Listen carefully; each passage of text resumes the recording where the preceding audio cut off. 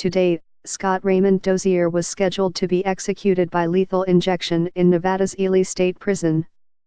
However, the execution has been postponed over concerns around the untested drug combination proposed as the method of death.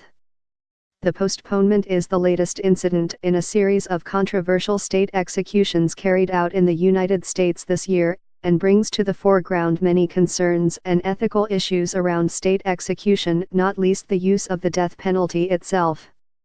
In Dozier's case, a completely new 3-drug combination has been proposed for Dozier's execution. The mixture of diazepam, a sedative, cisatracurium, a muscle relaxant, and fentanyl, a powerful pain-relieving opioid, has raised many concerns, principally because it is completely untried. So why is this new form of injection being proposed? And what criteria do execution methods have to meet? The primary aim of capital punishment is, of course, to ensure death. No one wants a prisoner reviving and perhaps having to go through the procedure again. Another aim might be to minimize the degree of suffering experienced by the prisoner in their final moments, although a look at the methods used by various governments around the world shows that this is not always a consideration. In the United States, however, it is a legal requirement that executions do not constitute cruel and unusual punishment. A paper written by Harold Hillman back in 1993 looked into the physical suffering of executions. He examined the pain likely to be experienced by those undergoing judicial execution by the various methods that were in use in 1989, beheading, hanging, stoning, shooting, electrocution, gassing and lethal injection.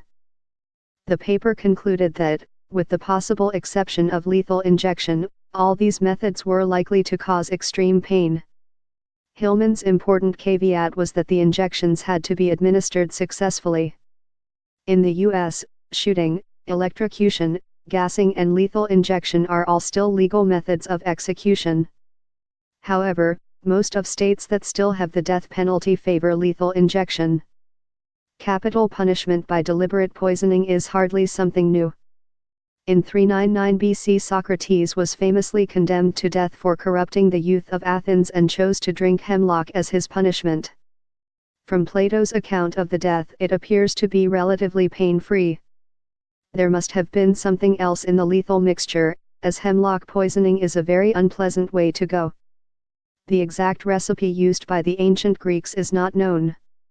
Whatever mixture was used, it still took a considerable amount of time and, according to the jailer, was not guaranteed to work with just 1 cup. Hillman wrote his paper on the pain of capital punishment at a time when barbiturates were being used for executions in the U.S. Barbiturates are powerful sedatives that cause unconsciousness within minutes and slow the rate of breathing until it eventually stops. But manufacturers of barbiturate drugs have since changed their procedures to prevent these drugs being used for executions. Lethal injections since then have therefore had to be carried out using alternative drugs.